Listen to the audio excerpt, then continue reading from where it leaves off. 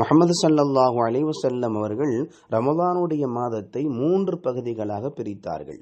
அவ்வலுஹு ரஹ்மத்துன் வௌசத்துஹு மக்ஃபிரத்துன் வாஹிருஹு இத்கும் மினன்னார்.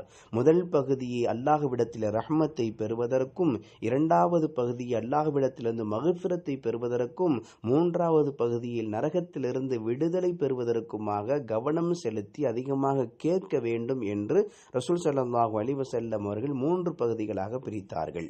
இந்த மூன்றுமே ஒரு மனிதனுடைய வாழ்க்கைக்கு மிக அவசியமானவை, முக்கியமானவை. இந்த மூன்றும் ஒன்றோடு ஒன்று தொடர்புடையவை.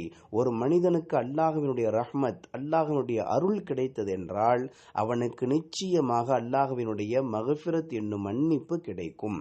அல்லாஹ்வினுடைய மன்னிப்பை பெற்ற ஒருவன் நிச்சயமாக நரகத்தில் இருந்து அவன் விடுதலை பெறுவான்.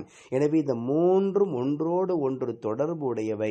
இந்த மூன்றையும் நாம் ஒவ்வொரு நாளும் கேட்க வேண்டும். மிக குறிப்பாக இந்த ரமலானில் இந்த மூன்றின் மீது கவனம் செலுத்தி ஒவ்வொரு நாளும் அல்லாஹ்விடத்திலே நமக்காக வேண்டியும் நம்முடைய உறவுகளுக்காக வேண்டியும் ரஹ்மத்தையும் கேட்போம், மக்ஃபிரத்தையும் கேட்போம். நரகத்திலிருந்து விடுதலையை கேட்டு சொர்க்கத்தையும் அல்லாஹ்விடத்திலே கேட்க வேண்டும். இதில் நாம் கவனம் செலுத்துவதற்கு அல்லாஹ் அருள் புரிவானாக.